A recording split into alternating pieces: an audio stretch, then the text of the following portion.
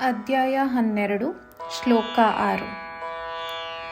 ಯೇ ತು ಸರ್ವಾಣಿ ಕರ್ಮಾಣಿ ಮಯಿ ಸನ್ಯಸ್ಯ ಮತ್ಪರಾಃ ಅನನ್ಯೇನೈವ ಯೋಗೇನ ಮಾಂ ಧ್ಯಾಯಂತ ಉಪಾಸತೆ. ಯೇ ತು ಸರ್ವಾಣಿ ಕರ್ಮಾಣಿ ಮಯಿ ಸನ್ಯಸ್ಯ ಮತ್ಪರಾಃ ಅನನ್ಯೇನೈವ ಯೋಗೇನ ಮಾಂ ಧ್ಯಾಯಂತ ಉಪಾಸತೆ.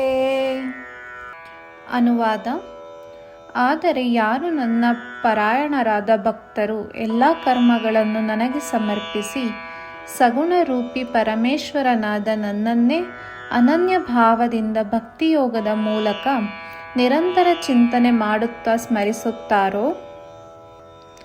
ಅಧ್ಯಾಯ 12 ಶ್ಲೋಕ 7.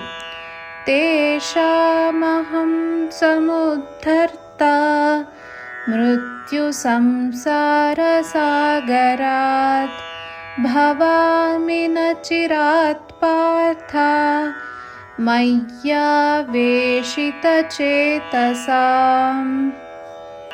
ತೇಷಾಮಹಂ ಸಮುದ್ಧರ್ತಾ ಮೃತ್ಯು ಸಂಸಾರ ಸಾಗರಾತ್ ಭವಾಮಿ ನ ಚಿರಾತ್ ಪಾರ್ಥ ಮಯ್ಯಾವೇಶಿತಚೇತಸಾಂ.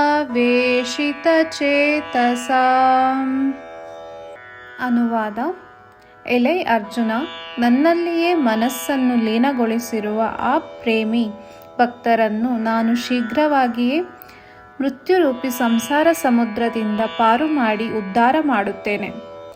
ಅಧ್ಯಾಯ 12 ಶ್ಲೋಕ 8. ಮಯ್ಯೇವ ಮನ ಆದತ್ಸ್ವ ಮಯಿ ಬುದ್ಧಿನ್ ನಿವೇಶಯ ನಿವಸಿಷ್ಯಸಿ ಮಯ್ಯೇವ ಅಥ ಊರ್ಧ್ವನ್ನ ಸಂಶಯಃ.